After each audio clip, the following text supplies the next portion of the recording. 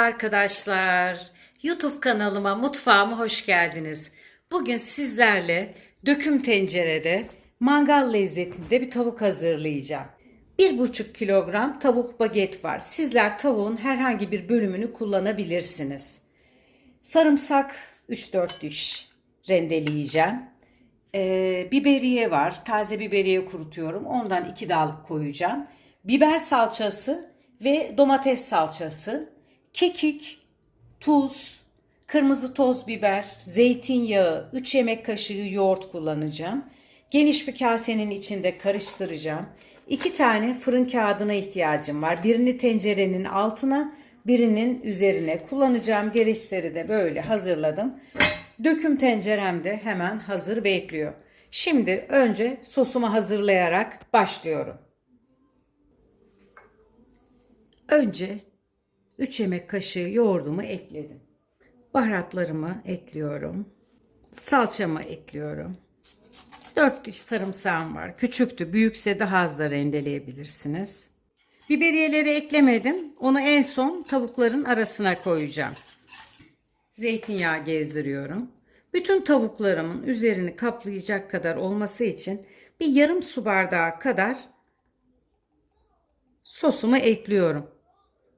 Bu sosu da tavuklarla birlikte pişireceğim arkadaşlar. O yüzden hiç ziyan olmayacak. Şimdi tavuk etlerimi içine koyuyorum. Elime eldivenlerimi giydim. Hepsini güzelce karıştırıyorum arkadaşlar. Çok az nar ekşisi de koyuyorum arkadaşlar. Çok yakışıyor.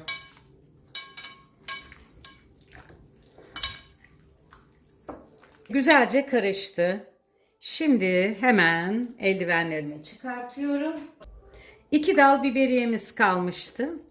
Onu da şöyle arasına şöyle koyuyorum. Çok da buram buram kokmasını istemediğim için. Şunların şöyle 3-4 yerinden batırırsak sosu içine çekeceği için çok daha lezzetli olacaktır. Bunu başından yapabiliriz. Evet, karıştırıyorum.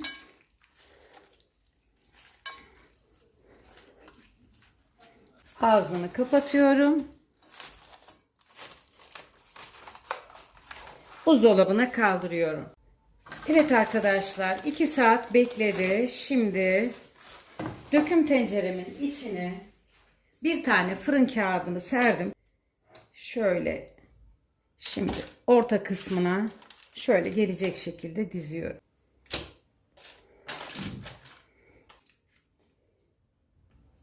Evet, ancak 1,5 kilograma yakın tavuğu böyle yerleştirebildim. Üstüne de soslardan şöyle birazını da sürüyorum. Ocağa gitmeye hazır. Yapacağımız bir işlem daha var.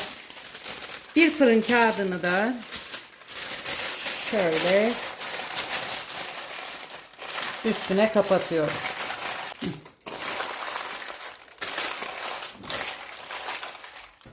Şu sivrilikleri alıyorum arkadaşlar. Küçüğün bir büyük gözüne koydum arkadaşlar. Altına açtım. Altı açık. Şimdi çıtır çıtır sesler gelecek. Pişmeye başladığı zaman altını kısacağım. Kısık ateşte pişecek. Evet arkadaşlar, 1-2 dakika geçti. Şöyle altı açık şekilde pişiyor. Bakın şimdi çıtır çıtır sesler gelmeye başladı. Altı hep yüksek ateşte olursa dibi tutar. Sesleri duyuyorsunuz. Şimdi altını kısığa alıyorum. Ağzını kapattım. Tam 25 dakika oldu. Şöyle bakıyorum şimdi.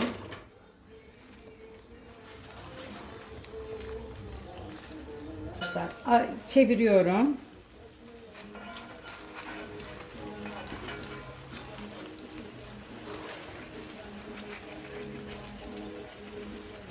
Bunlar da çevrildi.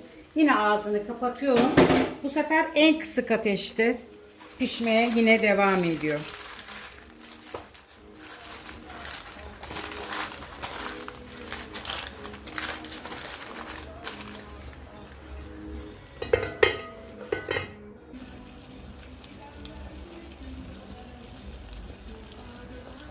Ocağın en küçük gözünü alıyorum.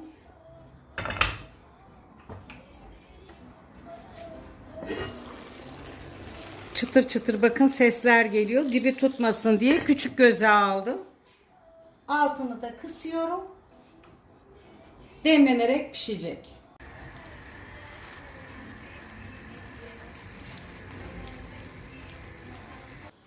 Evet arkadaşlar, tam 50 dakika oldu. Şimdi alarmı kurdum.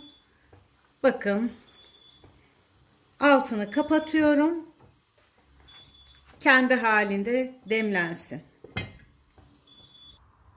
Evet arkadaşlar, pişen tavuklarımı şimdi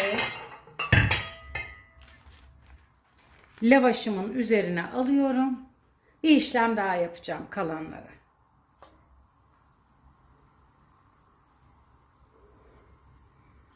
Pişen tavuğun kokusu kedilerimi mahvetti diyebilirim. Peşimde dolaşıp duruyorlar. Şimdi onlara da hemen birer parça vereceğim. Evet arkadaşlar, ben şimdi pişen tavuk bagetlerimi buraya aldım. Size bir işlem daha göstermek istiyorum. Hemen buraya tencereye boşalttım. Tabii ki bunu ziyan etmeyeceğiz. Şimdi sosuma bakıyorum. İstersek bunu kişi sayısına göre arkadaşlar biraz daha fazlalaştırabiliriz. Şöyle yarım su bardağı kadar tekrar su ekledim. Hemen şöyle bir yemek kaşığı nişasta ekliyorum. Şöyle hemen çok dibine gelmeden, döküm tencereye zarar vermeden şöyle bir çırpma teliyle karıştırıyorum. Sos kaynamaya başladı arkadaşlar. 1-2 tıkırdadıktan sonra altını kapatacağım. Sosunuzun kıvamı tamamen size bağlı. Çok lezzetli bir sos olacak. Pişen tavukların baharatları, yağları hepsi bunun içinde. 1-2 tıkırdadığı zaman altını kapatacağım. Süzüp ve sos kabıma alacağım. Altını kapatıyorum arkadaşlar. 2-3 dakika kaynaması benim için yeterli. Tam 1 saatte arkadaşlar 3 çeşit yemeğimiz hazır. Tavuklar pişerken hemen yanına pilav hazırladım. Çorba hazırladım. Terbiyeli şehriye çorbası yaptım.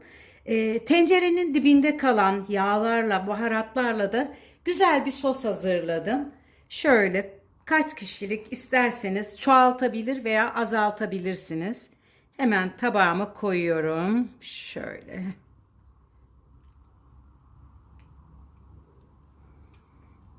Bir tane daha koyalım.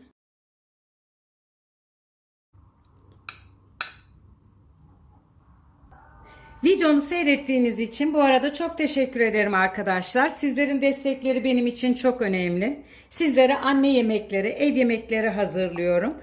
1 saat 45 dakika, 1 saat içinde 3 çeşit yemek hazırladık. Misafirlerinize, ev halkına servis yaparken sosunuzu da sıcak sıcak dökebilirsiniz.